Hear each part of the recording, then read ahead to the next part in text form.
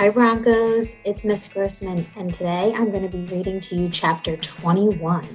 We're getting really close to the end of the book, and I really hope that you've been enjoying it just as much as me and my class have been. Are you ready? Okay, let's get started. It's called Goodbye Violet. This gum, Mr. Wonka went on, is my latest, my greatest, my most fascinating invention. It's a chewing gum meal. It's that tiny little strip of gum lying there is a whole 3-course dinner all by itself. What sort of nonsense is this? Said one of the fathers. My dear sir, cried Mr. Wonka, when I start selling this gum in the shops, it will change everything. It will be the end of all kitchens and all cooking. There will be no more marketing to do, no more buying of meat and groceries. There will be no knives, no forks at mealtimes, no plates, no washing up. No garbage, no mess, just a little strip of Wonka's magic chewing gum, and that's all you'll ever need for breakfast, lunch, and supper. This piece of gum I've just made happens to be tomato soup, roast beef, and blueberry pie. But you can have almost anything you want. What do you mean it's tomato soup, roast beef, and blueberry pie, said Violet Beauregarde. If you were to start chewing it, Mr. Wonka said, then that is exactly what you would get on the menu. It's absolutely amazing. You can feel the food going down your throat and into your tummy, and you can taste it perfectly. And it fills you up. It satisfies you. It's terrific. It's utterly impossible, said Veruca Salt. Just so long as it's gum, shouted Violet Beauregarde. Just so long as it's a piece of gum and I can chew it, then that's for me. And quickly, she took her own world record piece of chewing gum out of her mouth and stuck it behind her left ear. Come on, Mr. Wonka, she said. Hand over this magic gum of yours, and we'll see if this thing works. Now, Violet, said Mrs. Beauregarde, her mother, don't let's do anything silly, Violet. I want the gum, Violet said. What's so silly? I would rather you didn't take it, Mr. Wonka told her gently. You see, I haven't gotten it quite right there. There's still one or two things. Oh, to the heck with it, said Violet. And suddenly, before Mr. Wonka could stop her, she shot out a fat hand and grabbed that stick of gum out of the little drawer and popped it into her mouth. At once, her huge, well-trained jaws started chewing away on it like a pair of tongs. Don't, said Mr. Wonka. Fabulous, shouted Violet. It's tomato soup. It's hot and creamy and delicious. I can feel it running down my throat. Stop, said Mr. Wonka. That gum isn't ready yet. It's not right. Of course it's right, said Violet. It's working beautifully. Oh my, what lovely soup this is. Spit it out, said Mr. Wonka.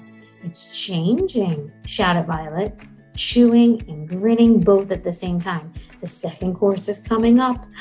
It's roast beef. It's tender and juicy. Oh boy, what a flavor. The baked potato is marvelous too. It's got a crispy skin and it's all filled with butter inside. But how interesting, Violet, said Mrs. Beauregarde. You are a clever girl. Keep chewing, kiddo, said Mr. Beauregarde. Keep right on chewing, baby. This is a great day for the Beauregardes. Our little girl is the first person in the world to have a chewing gum meal. Everybody was watching Violet Beauregarde as she stood there chewing this extraordinary gum. Little Charlie Bucket was staring at her absolutely spellbound, watching her huge rubbery lips as they pressed and unpressed with the chewing. And Grandpa Joe stood beside him, gaping at the girl.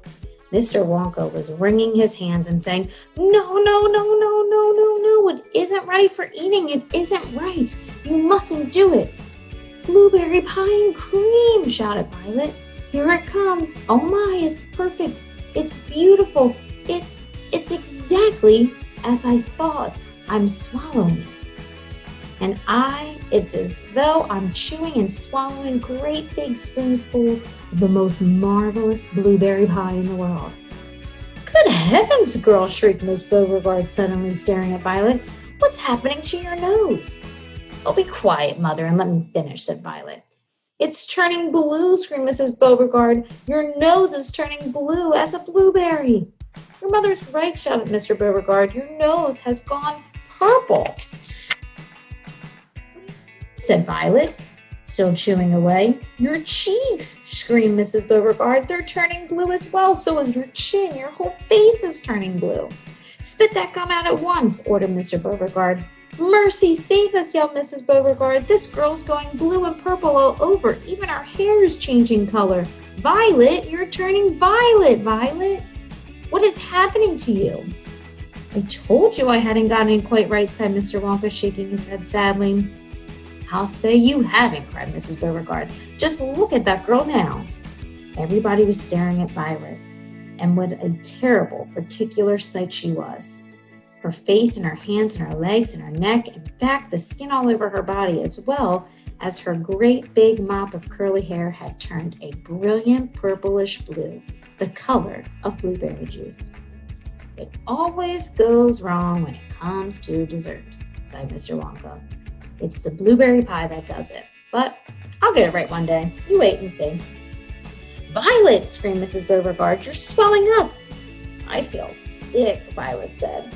You're swelling up, screamed Mrs. Beauregard again. I feel most particular, gasped Violet. I'm not surprised, said Mr. Beauregard. Good heavens, girl, screeched Miss Beauregard. You're blowing up like a balloon.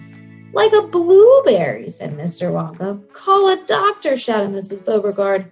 Prick her with a pin, said one of the other followers. Save her, cried Mrs. Beauregard, wringing her hands. But there was no saving her now. Her body was swelling up and changing shape at such a rate that within a minute it had turned into nothing less than an enormous, round, blue ball, a gigantic blueberry.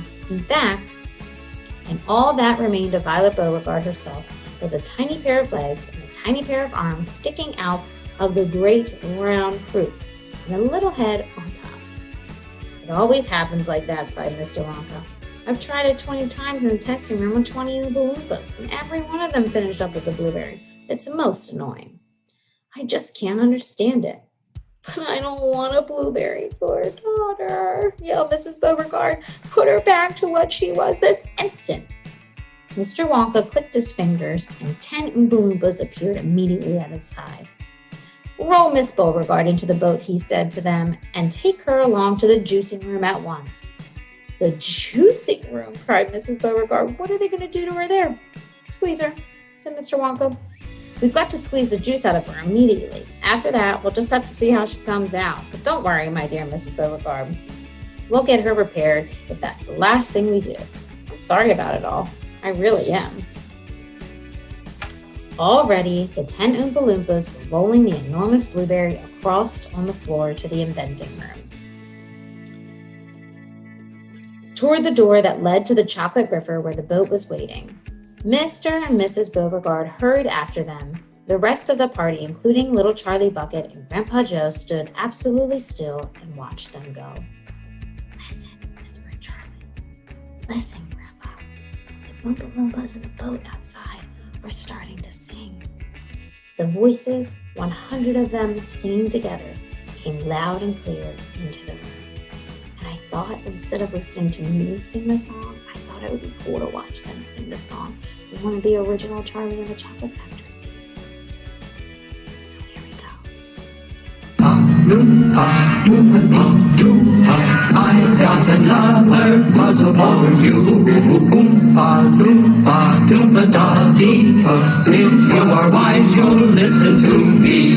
Gum chewing's fine when it's once in a while. It stops you from smoking and brightens your smile. But it's repulsive, revolting, and wrong. Chewing and chewing all day long. The way that a cow does. Oompa loompa doompa da.